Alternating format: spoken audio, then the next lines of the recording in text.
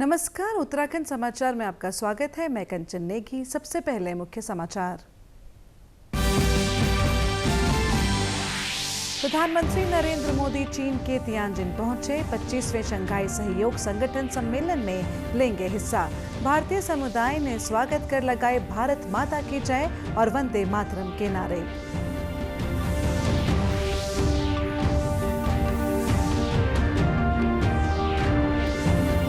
वित्तीय वर्ष की पहली तिमाही में 7.8% जीडीपी की रफ्तार। सेवा, निर्माण और कृषि क्षेत्र ने दिखाई मजबूती।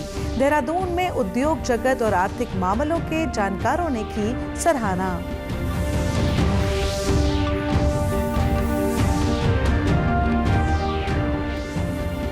बागेश्वर जिले के आपदा प्रभावित बैसानी में राहत केंद्र से की जा रही है रेस्क्यू ऑपरेशन की मॉनिटरिंग। टिहरी जिले के भिलंगना ब्लॉक में मुयालगांव मंजियाड़ी मेहरगांव मार्ग पर मलबा बन रहा मुसीबत।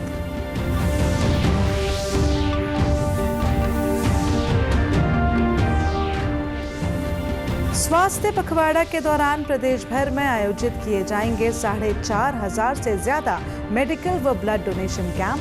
प्रधानमंत्री नरेंद्र मोदी के जन्मदिन पर 17 सितंबर से होगी पखवाड़े की शुरुआत।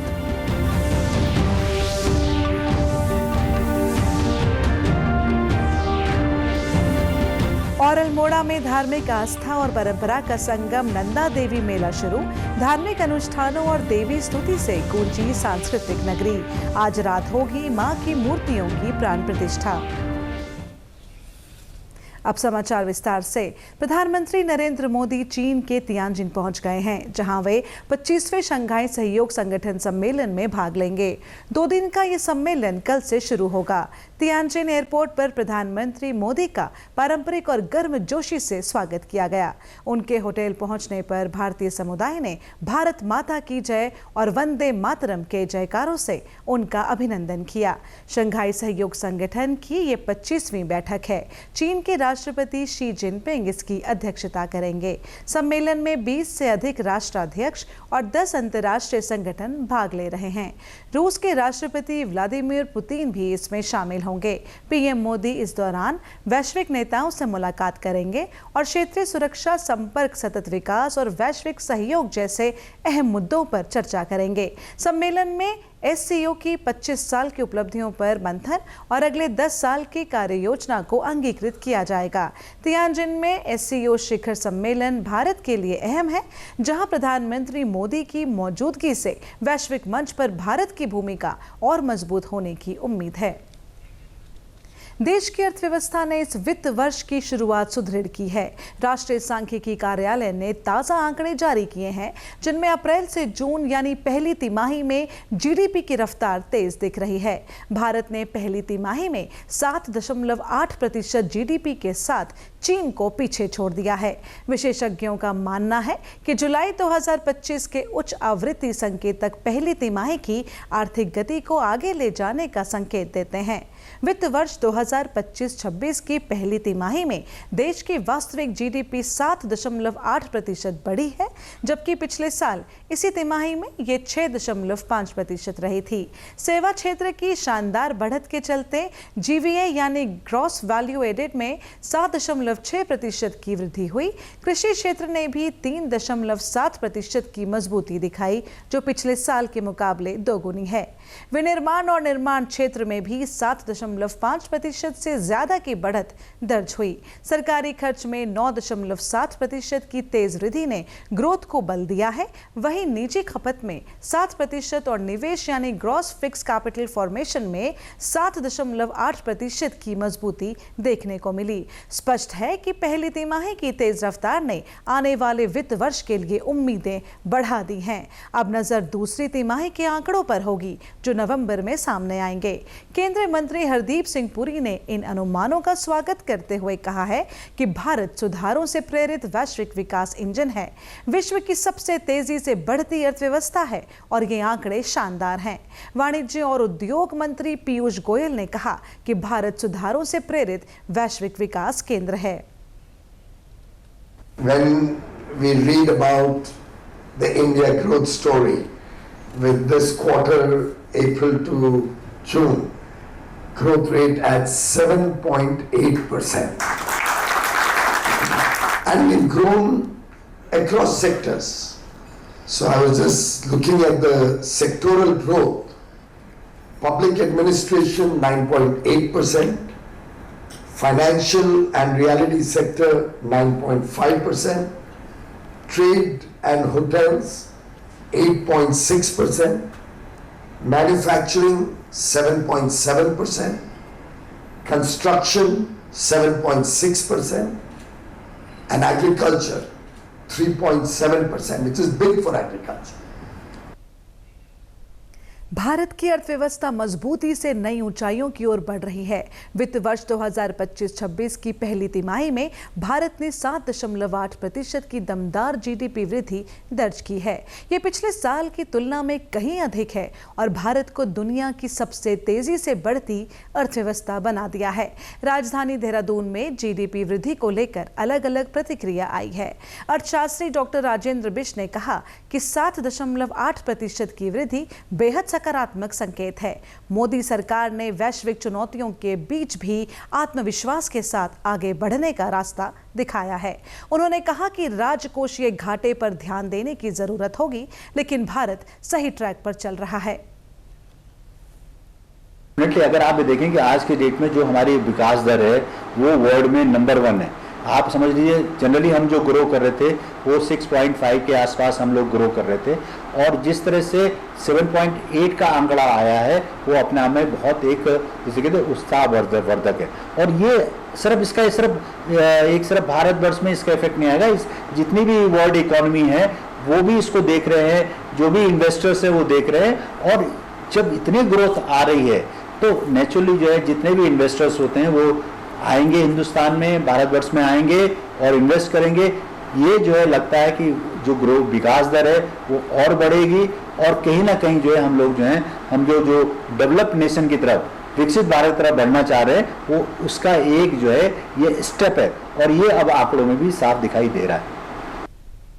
इंडस्ट्रीज एसोसिएशन ऑफ उत्तराखंड के अध्यक्ष डॉक्टर पंकज गुप्ता ने कहा कि उद्योग जगत के लिए ये राहत की खबर है। सरकार की निवेश प्रोत्साहन और उद्योग हितैषी नीतियों से आने वाले समय में विनिर्माण क्षेत्र और भी गति पकड़ेगा।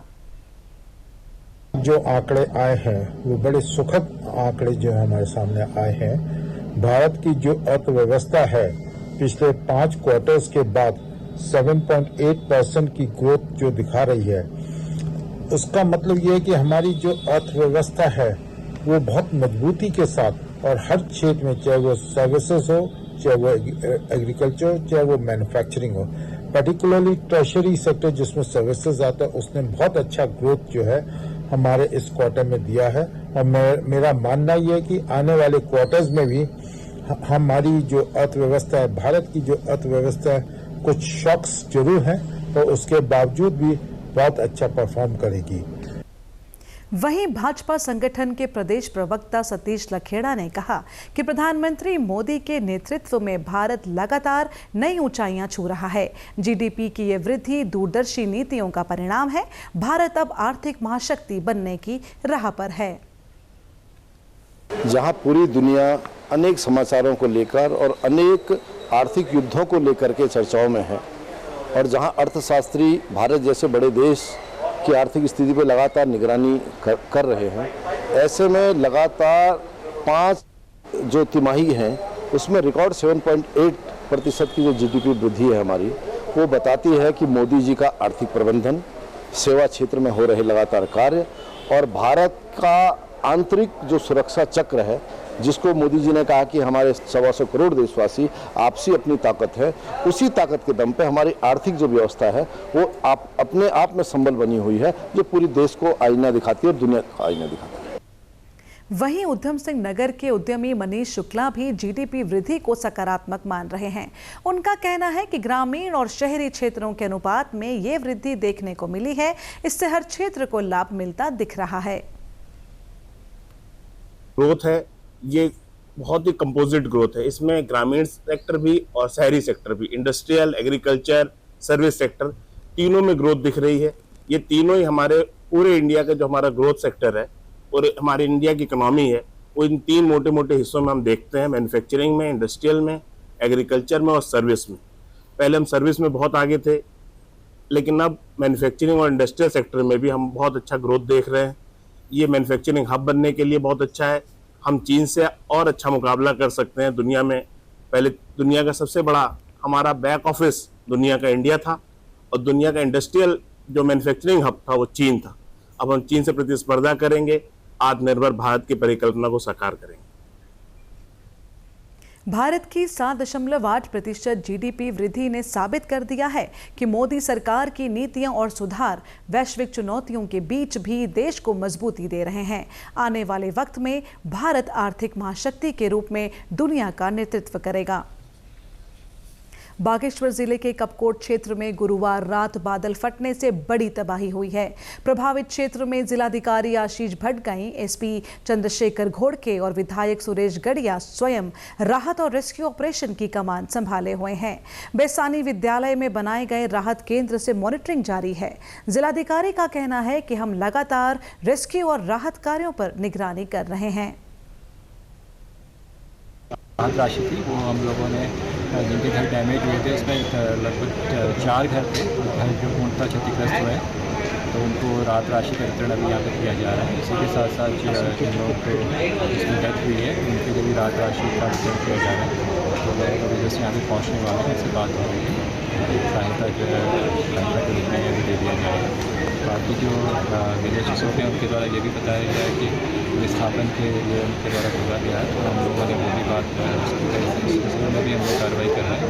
उसके आसपास की ज़मीनों को हम लोग वहाँ पर ढूंढवाएंगे जिसमें विस्थापन जो ऐसे घर है वहाँ पर खतरा बना हुआ है, उनका विस्थापन उसमें किया जाएगा। आपदा में कई मकान, खेत और पंचक्की पूरी तरह तबाह हो गए। ग्रामीण डरे सहमे अपने घर छोड़कर सुरक्षित स्थानों पर शरण लिए हुए हैं। रेड क्रॉस और प्रशासन की ओर से राहत सामग्री बांटी जा रही है।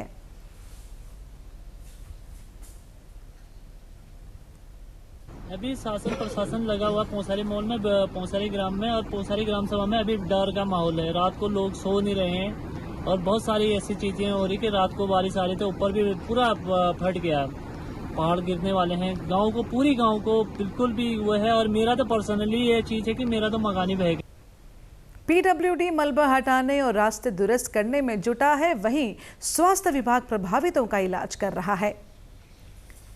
टिहरी जिले में भिलंगना ब्लॉक की नैलचामी पट्टी के कई गांव आपदा की मार झेल रहे हैं। लगातार मलबा आने से मुयाल गांव, मंजियाड़ी, मेहर गांव मार्ग बाधित है, जिस कारण ग्रामीणों को परेशानी उठानी पड़ रही है। आए दिन सड़क बंद हो रही है। ग्रामीणों ने संबंधित विभाग से इसके स्थायी समाधान की मांग की है। दरअसल PMGSY की लगभग 17 किलोमीटर लंबी मुयाल गांव, मंजियाड़ी, मेहर गांव मार्ग किलोमीटर 1 पर मलबा और बोल्डर आने से लगातार बाधित हो रहा है। ग्रामीणों का कहना है कि इसी सड़क के ऊपर मंजियाड़ी गांव के लिए लोक निर्माण विभाग ने भी सड़क काटी है, जिसका मलबा सीधे नीचे आकर मुयाल गांव, मेहर गांव मार्ग को बाधित कर रहा है। मुयाल गांव के प्रधान जितेंद्र थपलियाल का कहना है कि सड़क बंद होने की शिकायत कई बार की गई है, लेकिन समस्या जस की तस बनी हुई है। बार बार मतलब सामान्य से अगर बारिश होती है, बड़े बरसात तो छोड़िए, सामान्य भी बारिश अगर होती है तो ये आके हर बार यहाँ पर ऐसी स्थिति बन जाती है और एक नासूर बन गया है ये, मतलब इस क्षेत्र के लिए।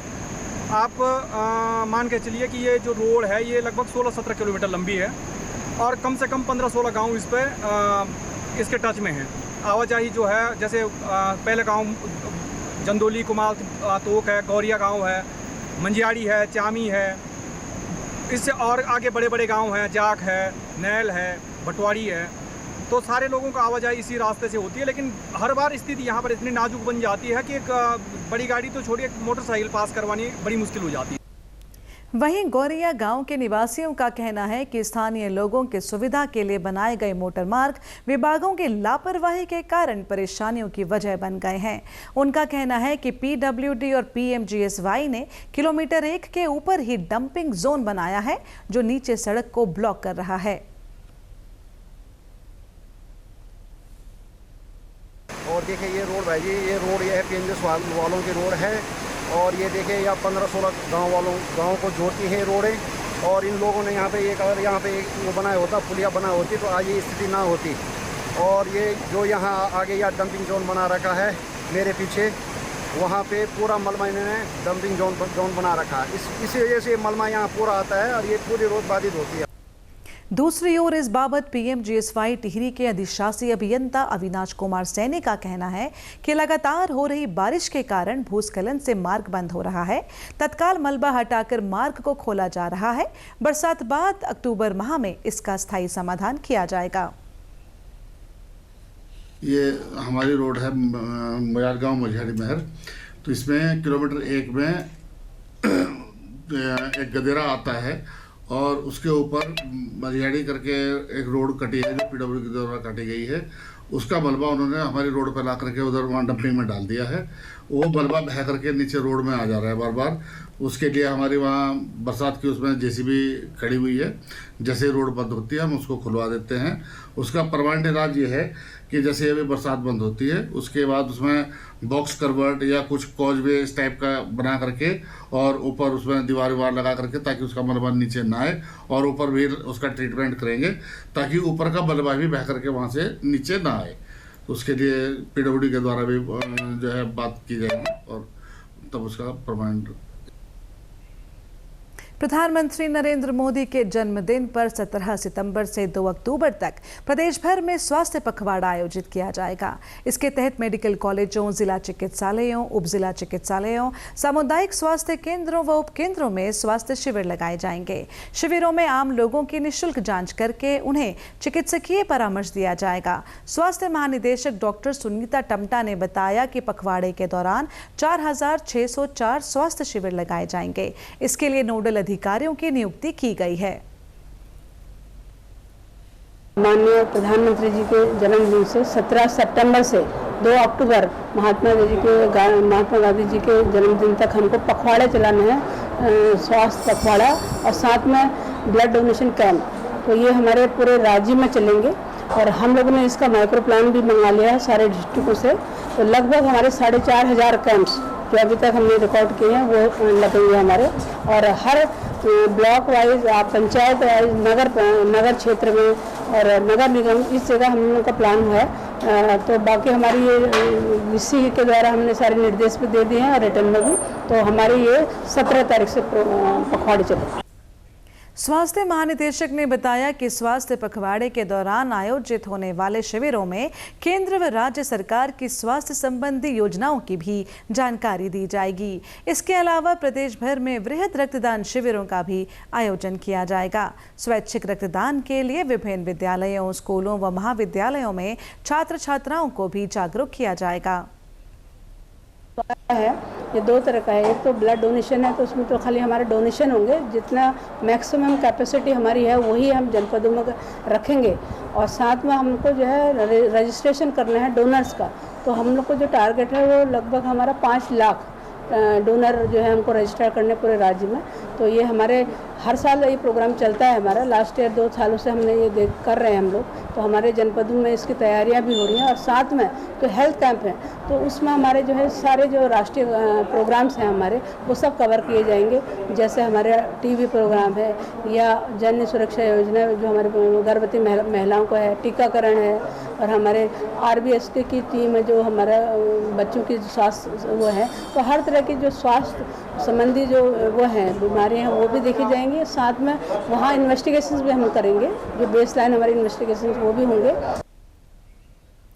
यहाँ रुकेंगे एक छोटे से ब्रेक के लिए, आप बने रहिए हमारे साथ।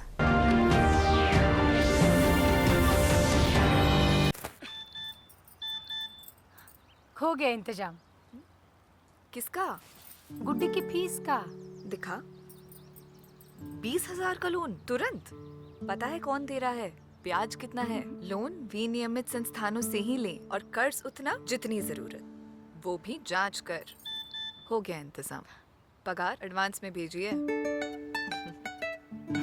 RBI कहता है, सही वित्तीय बर्ताव करे आपका बचाव। ब्रेक के बाद एक बार फिर आपका स्वागत है। चमोली जिले के गौचर क्षेत्र में मां कालिंका लोकोत्सव मनाया जा रहा है।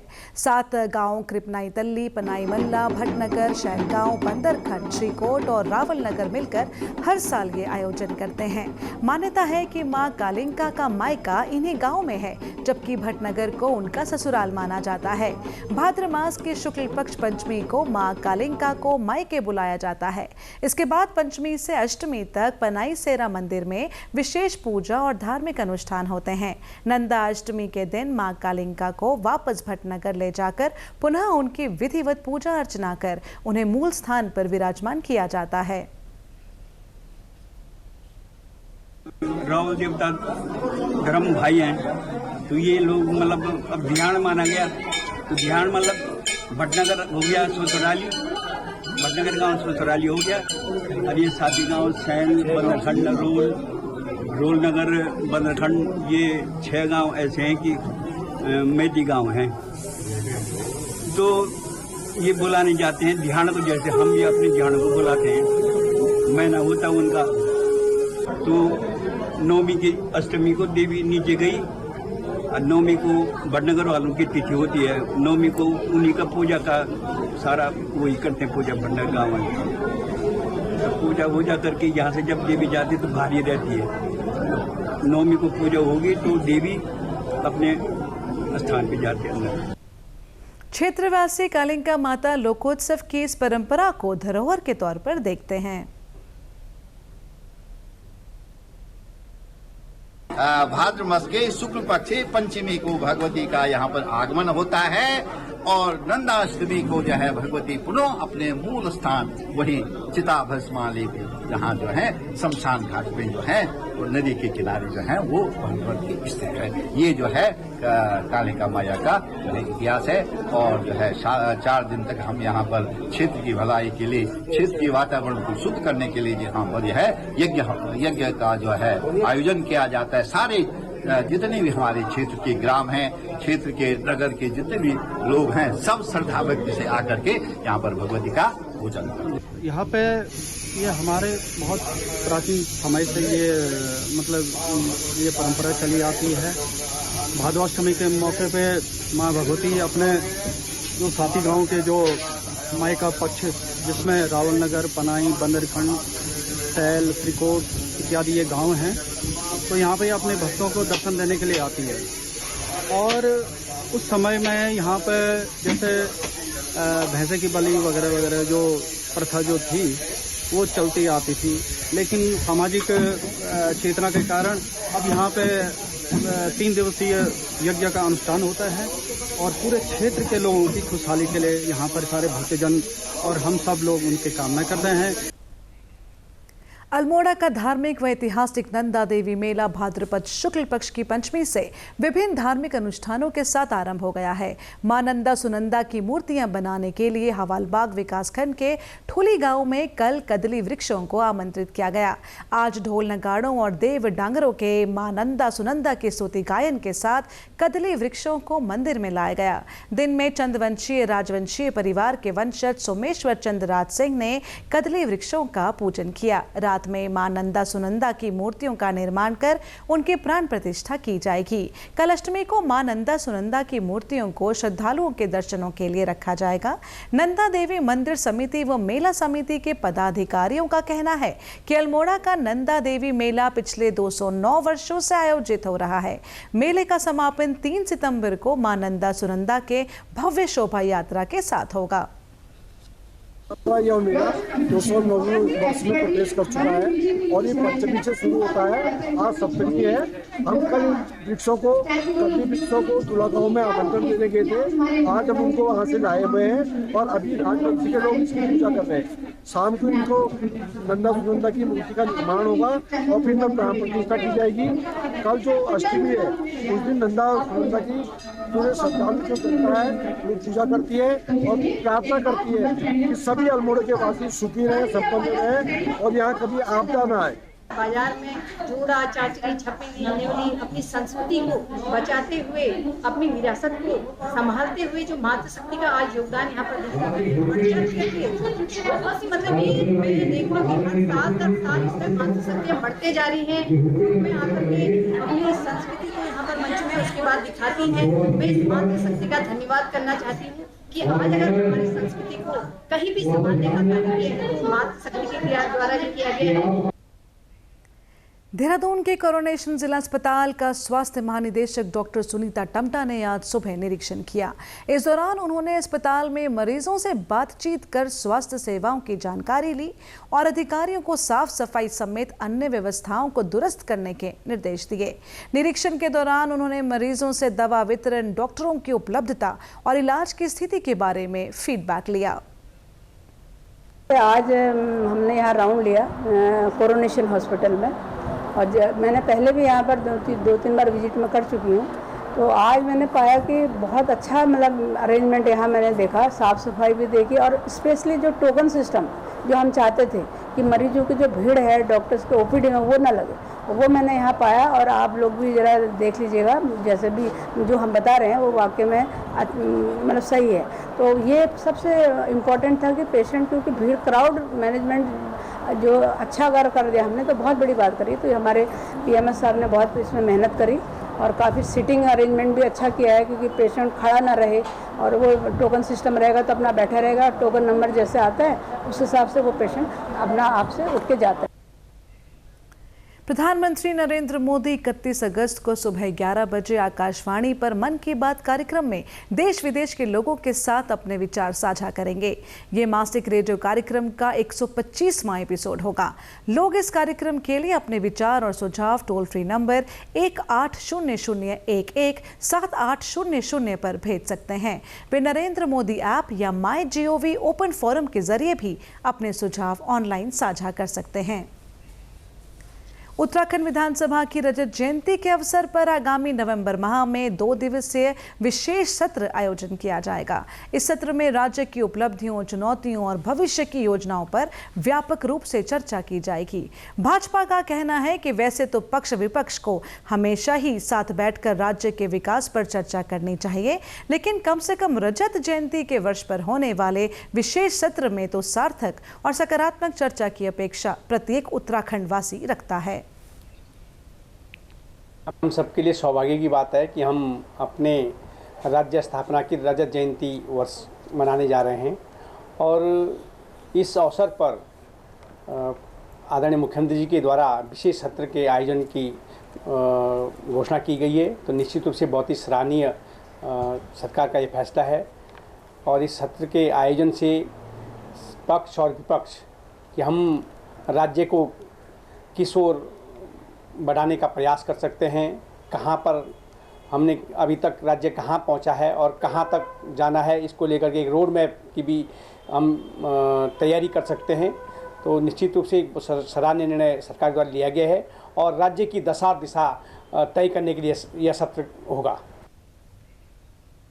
ऋषिकेश नगर निगम ने अतिक्रमण के खिलाफ सख्त अभियान चलाया। इस दौरान अवैध ठेले, सामान और पोस्टर बैनर हटाए गए। शनिवार को निगम की टीम ने शहर के सार्वजनिक स्थलों और मुख्य मार्गों से अतिक्रमण हटाकर सड़कों को सुगम बनाया। टीम ने जगह जगह लगाए गए पोस्टर और बैनर भी उतरवा दिए। निगम अधिकारियों का कहना है कि कार्रवाई का मकसद शहर को साफ सुथरा और व्यवस्थित रखना है ताकि लोगों को परेशानी न हो और पर्यटन नगरी ऋषिकेश की खूबसूरती बनी रहे। निगम ऋषिकेश द्वारा शहर में फैले अव्यवस्थित जो अतिक्रमण है, होर्डिंग, बैनर, पोस्टर अवैध लगे हुए हैं, इन सबको हटाने के लिए नटराज चौक से देहरादून तिराहे और कोयल घाटी तक अभियान चलाया जा रहा है। ये हमारा पहले चरण का अभियान है जिसमें कि अवैध होर्डिंग, बैनर, पोस्टर हटाए जा रहे हैं। दूसरे चरण में जो दुकानदार बंधुओं ने सीमा से अधिक अपना बैनर पोस्टर लगाया हुआ है, अपनी दुकान का विज्ञापन लगाया हुआ किसी कंपनी का, वो हटाए जाएंगे। उन पर जो बकाया है उसकी वसूली की जाएगी और तीसरे चरण में सरकारी संपत्तियों पर जो अवैध अतिक्रमण किए गए हैं उन सब पर कार्रवाई की जाएगी। तो यही है कि शहर में जो भी अतिक्रमण है वो स्वतः हटा लें, किसी प्रकार का जो है नुकसान न होने पाए, या अन्यथा यदि नगर निगम द्वारा हटाया जाएगा तो उसकी वसूली उनसे की जाएगी। प्रदेश के समाचारों में बस इतना ही। नमस्कार।